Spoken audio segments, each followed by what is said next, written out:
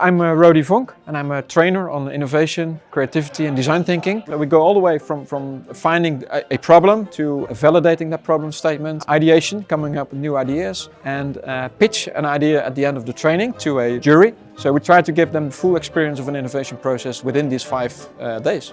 Hi, I'm Emily. I work for Pentland Brands and I lead the Disruption Lab program there. Innovation is really part of my day job. I think this course is really useful even if innovation is your day job, so it's not just for beginners. So it's really been a brilliant course all around. I work as a product manager at Oodle Car Finance, mainly for our online acquisition strategies. For me, the course has been really interesting. We are just about to step off into our real innovation game for the company. So this has been a great introduction for me. My name is Vlad Panuț. I am coordinating a products team within Fortech. So for us, innovation is really important. We are really interested into how we can do things better, how we can launch products, how we can validate the ideas, how you make them succeed faster.